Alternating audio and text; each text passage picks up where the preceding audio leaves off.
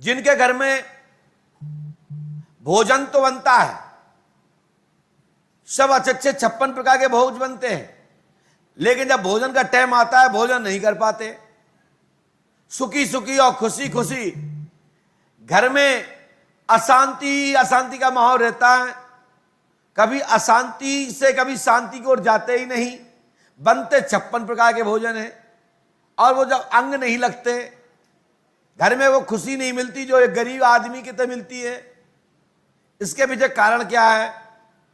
उसके पीछे कारण इतना ही है कि जो माताएं बहनें, जो बेटियां जो अशुद्ध किचन में जाती हैं, अन्नपूर्णा का रसोई छूती हैं, चूल्हा छूती हैं, तो आपके घर में जितना भी अच्छा अच्छा पदार्थ रखा हो, अच्छा अच्छा भोज्य रखा हो, अच्छा अच्छा खाद्यान्न रखा हो, तो भी वो सब अशुद्ध हो जाएगा और जो खाएगा उसको कुबुद्धि आएगी, सद्बुद्धि आएगी कहां से? इसलिए इस अवस्था में अपनी किचन और अन्नपूर्णा छूना वर्जित कर दें। मैं गारंटी देता हूं, एक बार पोंछा लगा करके जल छिड़क करके नियम चालू कर दें और 3 महीने के अंदर आपका घर में वो शांति दिखाई दे कि लोग कहते हैं स्वर्ग क्या है, स्वर्ग तुम्हारा घर बन जाएगा। ये हमारा आशीर्वाद है।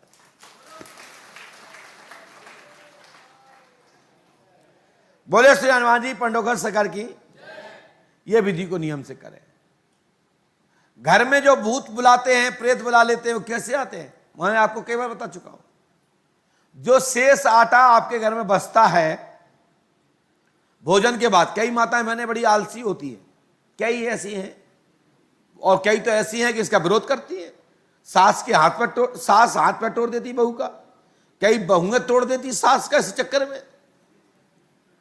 लेकिन विशेषकर बहुएं कम तोड़ती हैं, सास ही ज्यादा तोड़ती हैं। सास का जलवा रहने दो, इसलिए ऐसे ही रहने दो।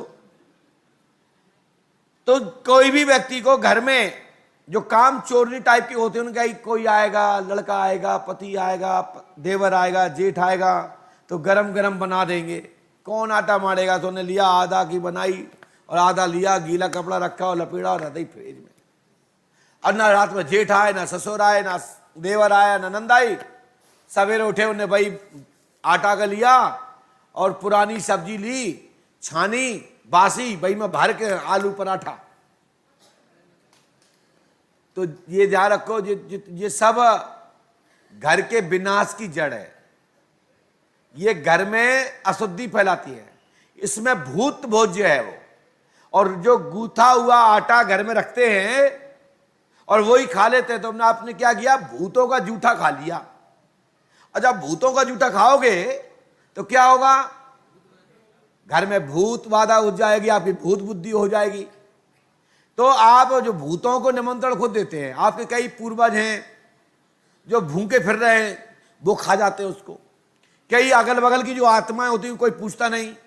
जहां आटा रखा मिल जाता है तो समझते हैं वो पिंड है, तो वो पिंड के रूप में ग्रहण कर लेते हैं। तो इससे तुम्हारे घर की अशुद्धि खत्म हो जाती है। जो अशुद्धि है ना, जो शुद्धि है, शुद्धि खत्म हो जाती है, अशुद्धि घुस जाती है।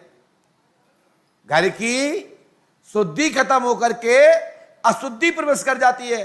जब अशुद्धि प्रवेश करती है तो घर में भूत ही भूत पैदा हो जाते हैं।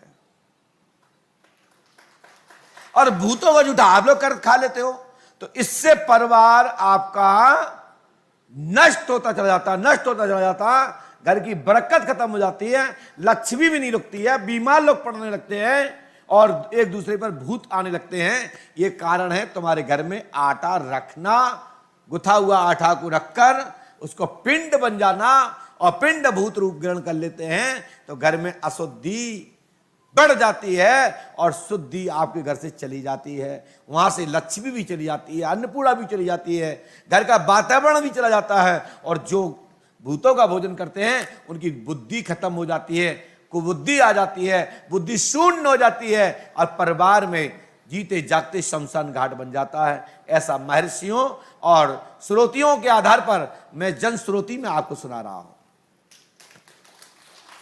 तो घर में कोई भी व्यक्ति आटा गुथा हुआ ना रखे।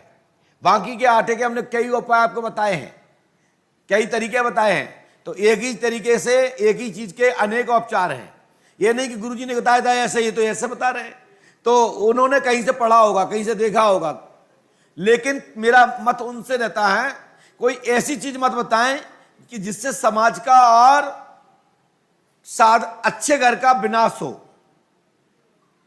जितना बता सको अच्छी चीज बताओ, जिससे ज्यादा लाभ मिलता हो, जिससे समाज का सुधार हो सकता हो, घर का सुधार हो सकता हो, घर की दिशा सुधर सकती हो, वो बताइए। किसी को बिगाड़ने की कोई पद्धति नहीं बताना चाहिए।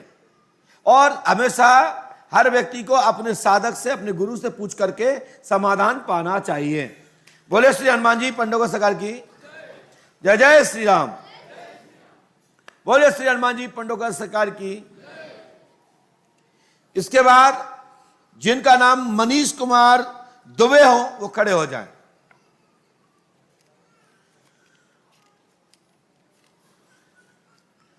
मनीष कुमार दुबे